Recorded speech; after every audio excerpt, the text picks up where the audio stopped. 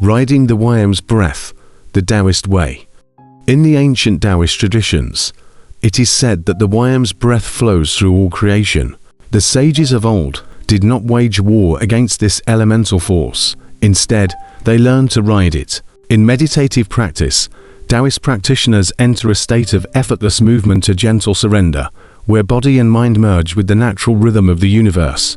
Here, their motions become as fluid and powerful as the majestic flight of a dragon slicing through the clouds. Imagine a Taoist master, seated in quiet contemplation by a murmuring stream. With each measured inhale, he draws in the energy of the cosmos, an intangible, ever-shifting current that spirals like the scales of a great worm. As he exhales, the tension falls away, and his body becomes a conduit for celestial secrets. In this state, the challenges of life transform into opportunities for creative expression. Chaos is not fought nor resisted. It is gently molded into art, wisdom, and love. Greater than Zoran's counsel. Greater than you see, mortal. When you ride the Wyrm's breath, you are not taming wildfire, you become it. Each moment of surrender is a dance with eternity, where your spirit soars as freely as my ancient wings. The Buddha, awakening through embodied stillness. Consider the journey of Siddhartha Gautama the Buddha, beneath the cool shade of the Bodhi tree. He did not vanquish desire with the force of his will.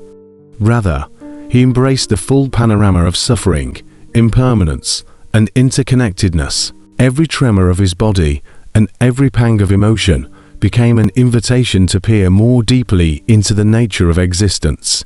By listening closely to the language of his own being, he transcended pain and illusion, emerging as the embodiment of quiet liberation. The Buddha taught that enlightenment is not the rejection of life's throes, but an intimate, compassionate understanding of them. His method was one of silent observation, allowing the body's subtle signals to guide him to inner truth. In embracing his inner worm, the restless, transformative force within, he taught us that true liberation springs not from aggressive resistance, but from a tender alliance with the ever-changing flow of life. The Christ, transcendence through suffering.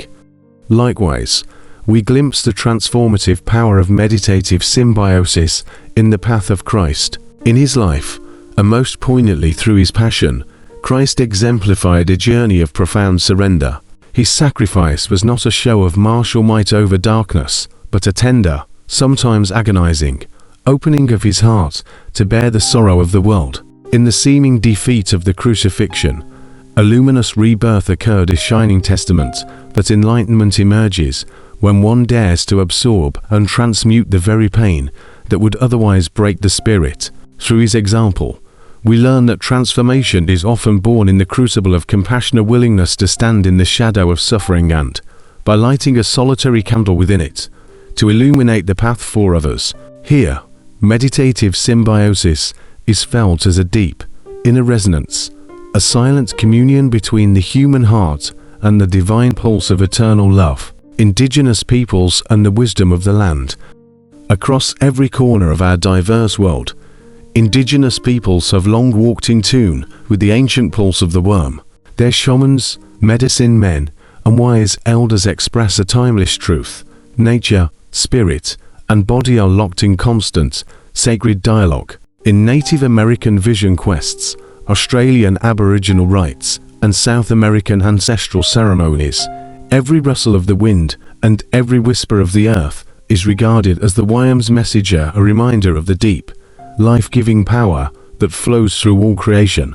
For these communities, enlightenment arises naturally from a respectful relationship with the land. They honor the earth not as a resource to be exploited, but as a living tapestry of which they are an inseparable part. Their daily rituals mimic the gentle sway of trees in a breeze, and their sacred songs echo the undulating rhythm of the natural world. In these practices, meditative symbiosis is not an abstract notion, but a lived reality, a daily reawakening of the inner connection to the planet, to the ancient wisdom preserved in every stone, every river, every mountain. Other luminaries of enlightenment, let us not neglect the gentle wisdom of the ancient texts and modern thinkers who have illuminated the path to inner harmony. Lao Tzu, through the ethereal verses of the Tao Te Ching, offers riddles draped in the metaphors of water and wind, inviting us to attune ourselves to the silent, ever-shifting cadence of life. Rumi, with his mystical poetry, unlocks open-hearted gateways to an understanding of love and loss, urging us to become both the blazing flame and the gentle. Contemporary visionaries like Alan Watts and Ramana Maharshi remind us that the quest for enlightenment is not to be waged as a battle, but embraced as a soulful pilgrimage, a journey in which each step, each breath, retraces the wondrous coiling of the worm through our lives. Reflections on heroes and falls. And so it goes, dear seeker, who among us can truly claim the title of hero? Perhaps not those who swing mighty swords in a fevered struggle against inscrutable darkness, but those who, with quiet courage and profound humility, dare to listen to the sacred fire within.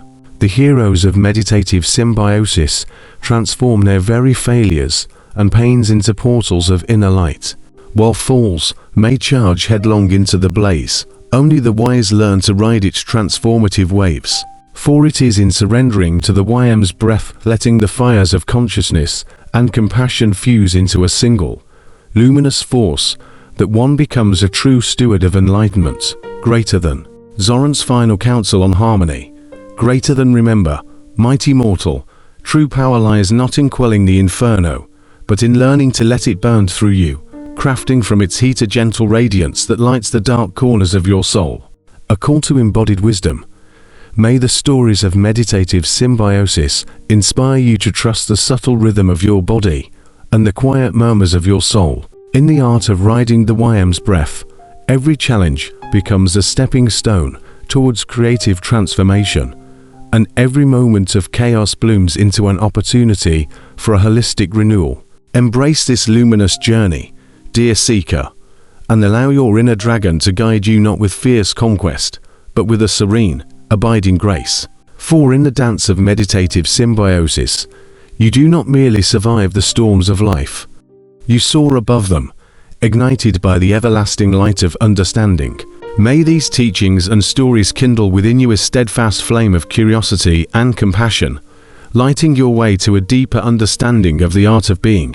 In this manner, the luminous threads of meditative symbiosis weave together the timeless wisdom of ancient traditions and the serene insights of modern thought, a tapestry where every soul is invited to dance gracefully with the eternal worm of life. Zoran's parting words on heroes and falls.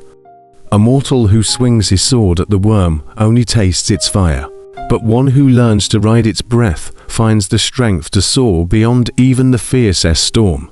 True enlightenment is not about slaying our demons, but dancing with them until they become part of our own magnificent flame. Ah, dear seeker, let these words resonate within you like the deep, reverberating beat of ancient drums. In the clamor of mortal existence, many have sought to conquer the great worm of inner turmoil through raw, unyielding force, swinging their swords in hopes of subduing the roaring inferno of pain and fear. Yet, such combative measures only serve to scorch the soul. The fire you taste is not a prize to be claimed, but a reminder that uncontrolled ambition, solely at vanquishing challenge, leads only to ashes and regret. Consider instead the art of surrender, a gentle, almost sacred, practice of yielding to the rhythm of life. To ride the Wyrm's breath means to become attuned to those subtle gusts that carry the whispers of ancient wisdom. It is not a passive act of resignation, but an active, exuberant dance where your being merges with the cosmos. In this dance, every step, every pause, is a chance to transform tumult into triumph. Embracing your inner shadows, rather than resisting them, allows you to forge a luminous strength.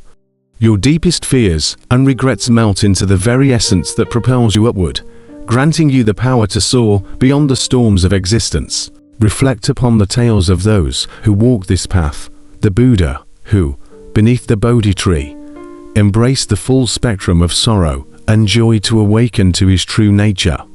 The Christ, whose path through suffering was not a battle against the darkness, but a gentle invitation to transmute pain into boundless love.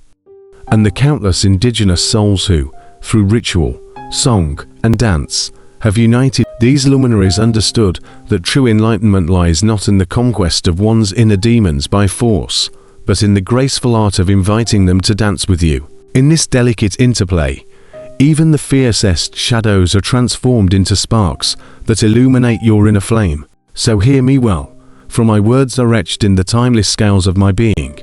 Do not waste your energy in futile battles, swinging blindly at the essence of life with brute force.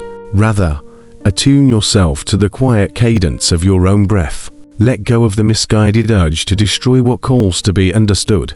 Instead, learn to flow with the undulating rhythm of your soul, to embrace and integrate every facet of your experience until even the demons become dancers in your inner fire.